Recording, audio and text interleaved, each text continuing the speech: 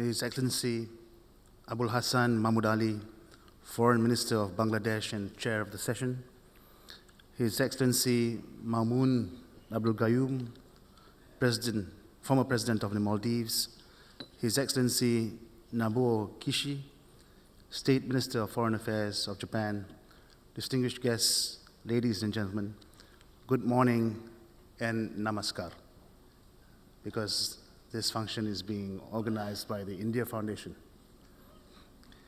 I'm very pleased to be here this morning at the Indian Ocean Conference 2016 and to once again join my colleagues from the India Foundation, many of whom I've had the privilege of meeting earlier this year in Jaipur, India. I thank the Foundation once again for inviting me and giving me the opportunity to engage with an audience for whom I have the greatest respect, professionals and experts in their own right. I would also like to wish or convey the personal greetings of my Honorable Deputy Prime Minister, Datuk Seri Dr. Ahmad Zahid Hamidi, who is also the Minister of Home Affairs in Malaysia, who, despite being unable to join us at this conference, extends his warm wishes to everyone present here. Distinguished guests, ladies and gentlemen, my dear friend, the National Secretary of the BJP, Mr. Sri Ram Madhav, who is present with us this morning, recently mentioned in his talk in Hyderabad, entitled, "Look East, Act East, What Next?" And I quote what he said, "A big country like India has a millennium-old cultural relations with countries of the Southeast Asia region, as our rulers used to go to these countries and spread culture, education, and knowledge. They are our friends. We only have that cultural bonds, the ancient linkages, to get them on our side." It is with positive anticipation that I agree with his statement of the very real possibility of increased cooperation among the states in the Indian Ocean region. The vast seascape of the Indian Ocean has allowed for trade and commerce, migration, religious and cultural exchange.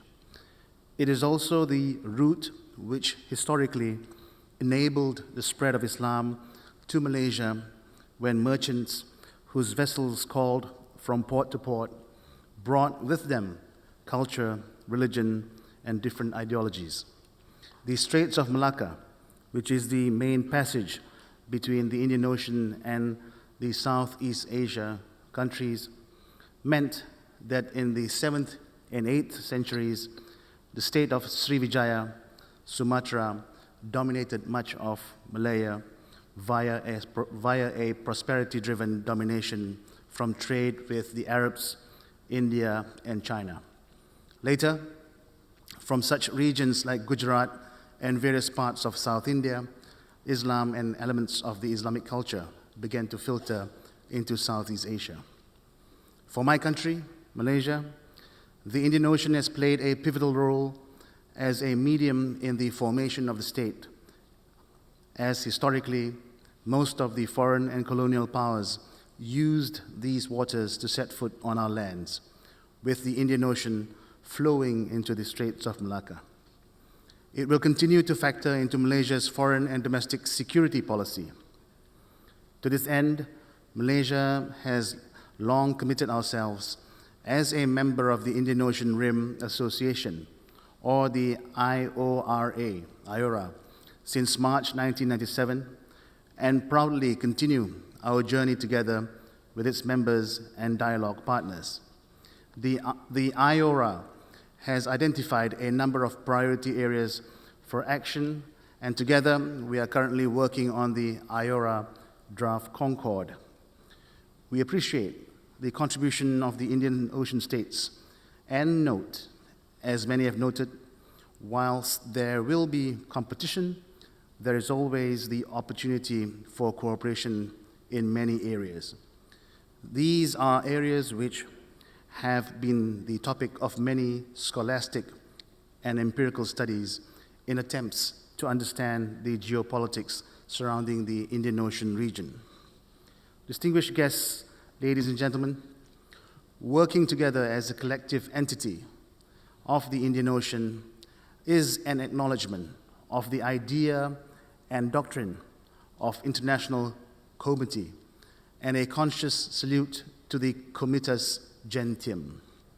Malaysia's policy of non-interference translates into a policy which encourages cooperation and partnerships with other nations.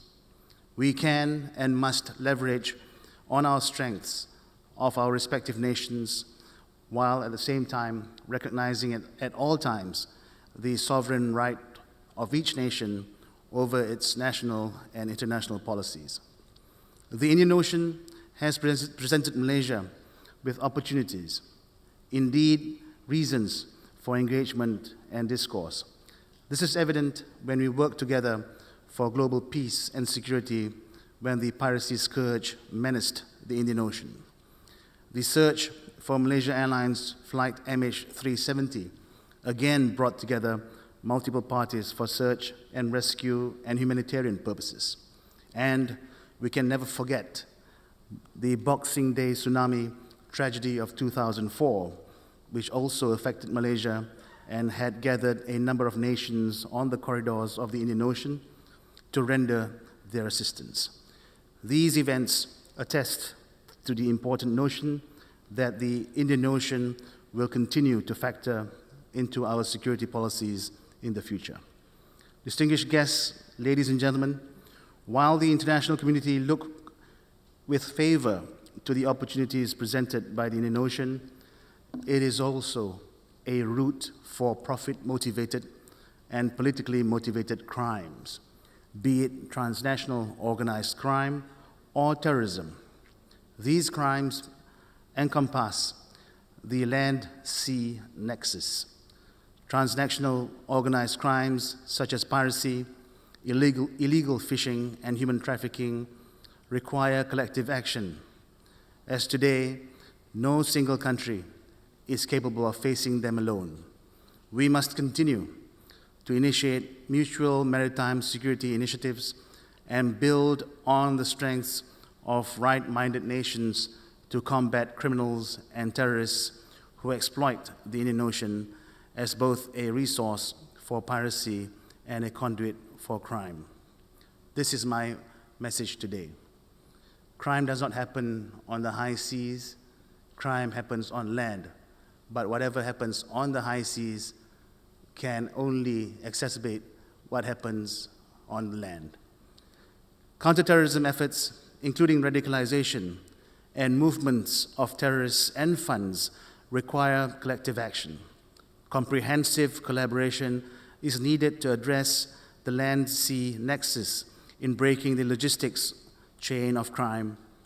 Airport, seaports, and other porous entry points becomes a focus for greater action, and these are the areas where my government continue to strive and enhance our collaboration with our partners, including the security aspects of containerization, where we find the checking of cargoes at the port of origin useful in reducing the flow of contraband items.